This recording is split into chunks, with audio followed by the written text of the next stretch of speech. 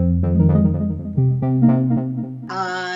am Simona and I have been working for a long time at the London School of Economics, Department of Geography and Environment, that I was also head of department for 4 years. And recently I am engaging in a rather complex movement abroad. So I will move to the University of Cagliari in Italy, going to the Italian and European Mezzogiorno. That is consistent also with my overall line of work, keeping obviously a very strong affiliation with the LSE and the department where, I have obviously spent many years of very happy careers with fantastic colleagues. So this transition, okay? And my main areas, broad areas of research, are the geography, economic geography of innovation and technological change, multinational corporations, globalization, and the interaction between the global and the local. So between large anyway, international firms and local contexts, subnational regions, places, cities, or other scales of geography, and regional and local economic development and policy more generally.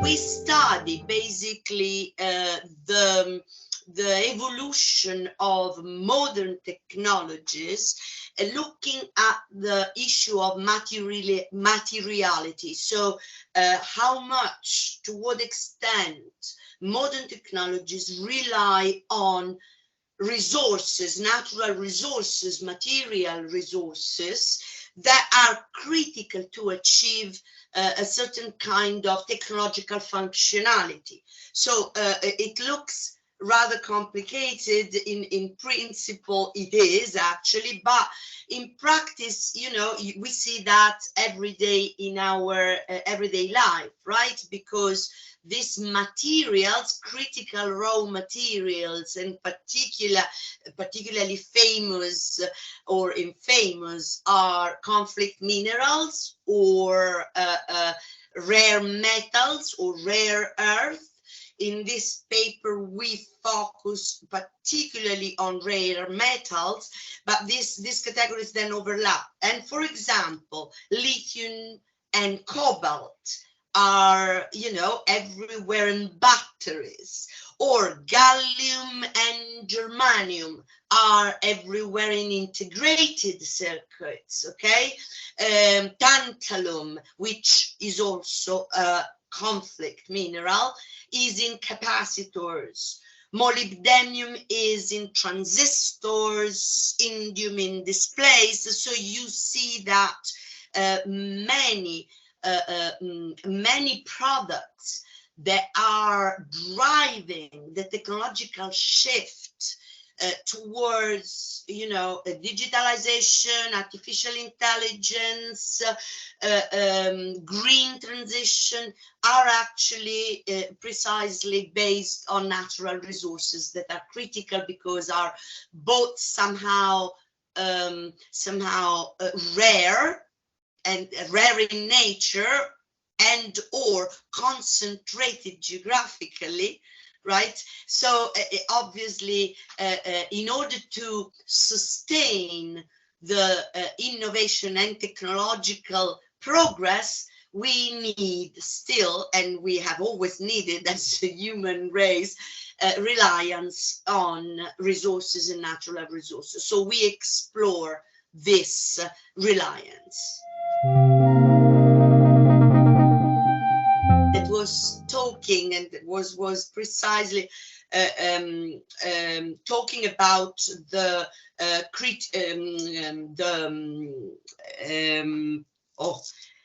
critical materials, but particularly conflict minerals, cobalt and the coltan, right? So cobalt is a material, a resource that is extremely concentrated in terms of deposit in the world.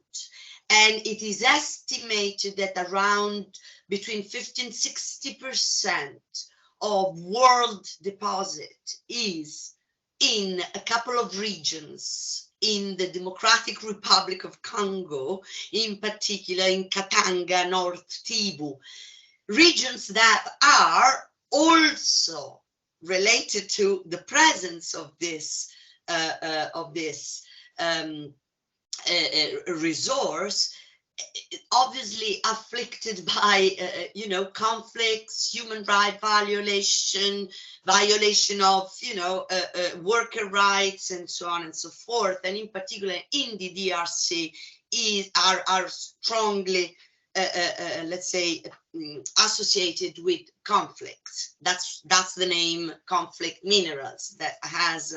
So I read this article and I went back to my students at the LSE, the local economic development master students, and I started talking about this because obviously we have students from everywhere, and there were students that came from regions that are sensitive, right? Another very important is the lithium triangle in Latin America.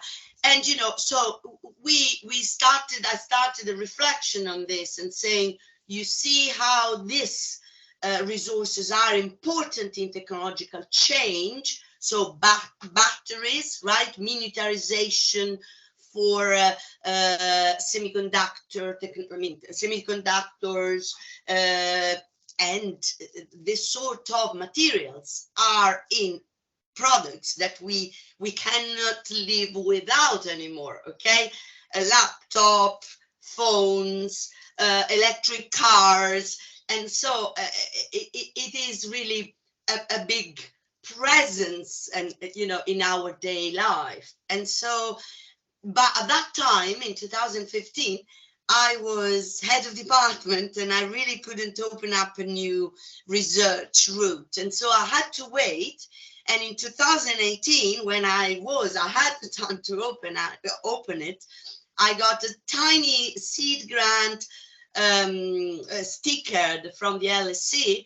And so I started. And this has rolled on, and we have now a few papers on the topic.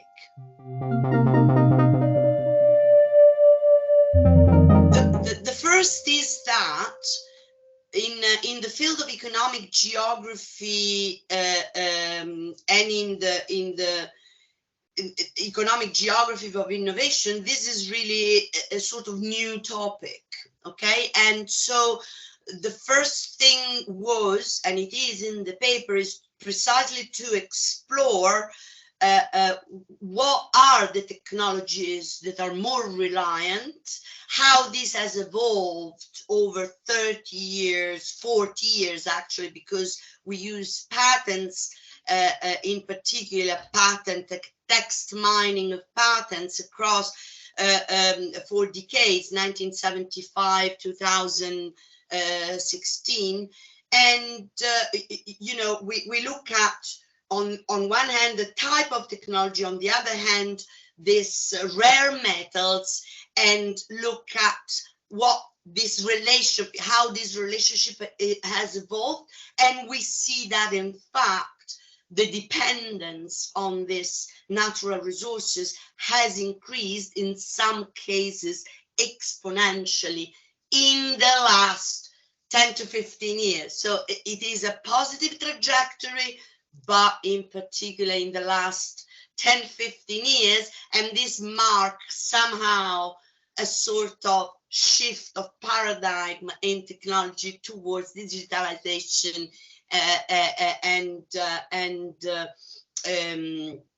digitalization and artificial intelligence and energy transition. So this comes out very clearly And the other message that we give is that the geography of this technology versus natural resources is again very, let's say, divided, because the technology is created in the global north, while a lot of this resources, mineral metals and natural resources are particularly present in the global south, that, you know, in a way sort of reiterate a world divide that is present at the subnational level. Moreover, it is very concentrated, both technology and natural resources. So it is not only a global scale, but also a local scale that matters a lot. And we will investigate this further.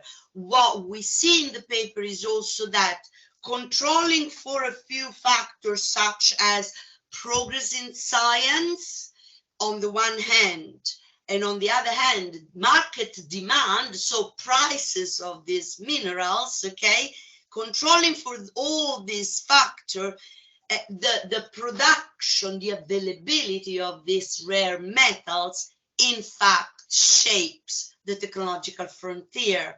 So this is a very important message, because thinking about this technological shift, and for example, we are working now as a follow-up, although it is still present, already present in the paper, energy transition, we have to ask also ourselves, yes, we are hopefully going to this transition towards greater sustainability, but we are doing that with cost, because of this material base is actually coming at the cost of, you know, disruption of socioeconomic situation, violation of, as I said, human rights, conflicts, or, you know, I mean, geopolitical tension. So, you know, there is a sort of trade-off that has to be considered, and the aim of our research is precisely to raise awareness on this, both because there are mining firms that, you know, have to and are obviously aware, but also looking at this issue with the lenses of regional and local economic development policies. It is very important to be aware, because a sort of change in the situation has to be spurred also through public intervention and private-public partnership, if you want, right? Awareness of firms, but also policies that, in this case, I would say are at different geographical scales. So the you know, not only the local, but at the global level, because, you know, these are issues that need, in a way, global regulation. These findings are useful more generally, I hope, to the research community, because we do not know that much on this specific topic, and, you know, there are many different implications. There is work that has looked at, you know, the technical, more in hard sciences. So in fact, we were very lucky at the LSE with my group, also, I mean, other co-author, Richard Perkins, Andreas Dimmer, that we were lucky to interact with a British geologist, explaining a bit to us also, you know, properties and technicalities that are important to know. So advancing, in a way, the intersection between that area where social sciences and hard sciences can actually collaborate, because we need each other. And I strongly believe, although obviously each with their own language, theories and methods, but it's very important. So this is a research kind of aim. And then generally with the sort of regulatory system of the global economy, because the profits of the big firms, big multinationals, mining firms normally are big firms.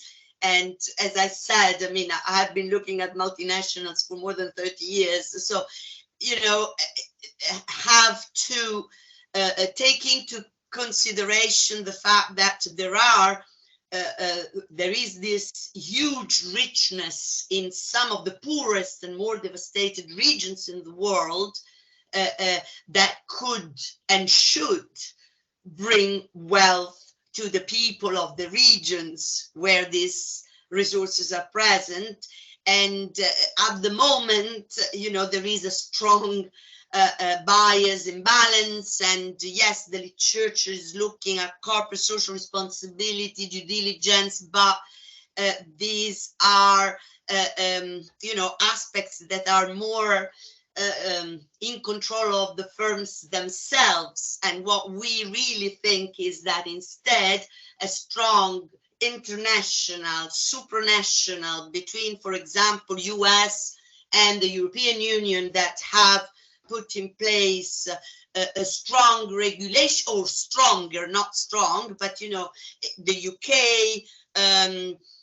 in order to find a sort of general system, and from there percolating to the national level, the regional level, the local level, in order to somehow get the benefits of this richness to the people that own the resources. And we all need this. Technology is going ahead, but we need to make sure that the benefits are spreading out and are not only going to the big players that are very few.